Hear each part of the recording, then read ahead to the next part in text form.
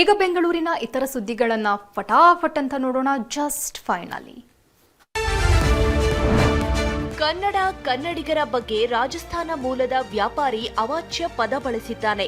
ಚಿಕ್ಕಪೇಟೆಯಲ್ಲಿ electric ಅಂಗಡಿ ನಡೆಸುತ್ತಿದ್ದ ಜಾಲಂ ಎಂಬಾತ ಗ್ರಾಹಕನ ಜೊತೆ ಜಗಳ ಆಡಿದ್ದಾನೆ.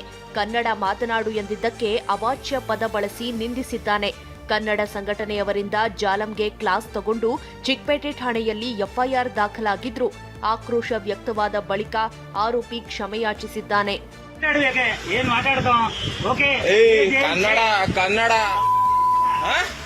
ಕನ್ನಡ ಮಾತಾಡೋ ಹಿಂದಿಲೂ ಮಾತಾಡಿ.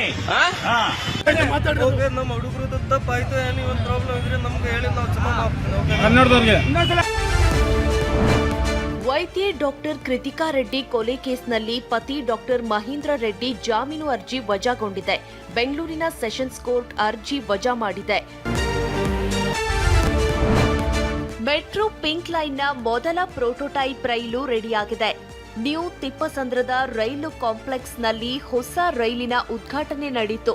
ಡಿಸೆಂಬರ್ 15 ಅಥವಾ 16ರಂದು ಈ ರೈಲು ಕೊತ್ತನೂರಿನ ಬಿಎಂಆರ್ಸಿಎಲ್ ಡಿಪೋ ತಲುಪಲಿದೆ. ಕಾಳಿನ ಅಗ್ರಹಾರ ನಾಗವಾರದ ಪಿಂಕ್ ಮಾರ್ಗ ಮುಂದಿನ ಮೇ ವೇಳೆಗೆ ಓಪನ್ ಆಗುವ ಸಾಧ್ಯತೆ ಇದ್ದು 6 ರೈಲುಗಳು ಇಲ್ಲಿ ಸಂಚರಿಸಲಿವೆ. ಕ್ರಿಸ್ಮಸ್ ಮತ್ತು ಹೊಸ ವರ್ಷ ಹಿನ್ನೆಲೆ ನಗರದಲ್ಲಿ ಕೇಕ್ ಉತ್ಸವ ನಡೆಯುತ್ತಿದೆ. ಅರಮನೆ ಮೈದಾನ ತ್ರಿಪುರವಾಸಿನಿಯಲ್ಲಿ ಬೃಹತ್ ಕೇಕ್ ಶೋ ಆಯೋಜಿಸಲಾಗಿದ್ದು 18 ಅಡಿ ಎತ್ತರದ ಕೇಕ್ನಲ್ಲಿ ಬಾಸಿಲಿಕಾ ಚರ್ಚ್ ನಿರ್ಮಿಸಲಾಗಿದ್ದು ನೋಡುಗರ ಗಮನ ಸೆಳೆಯುತ್ತಿದೆ.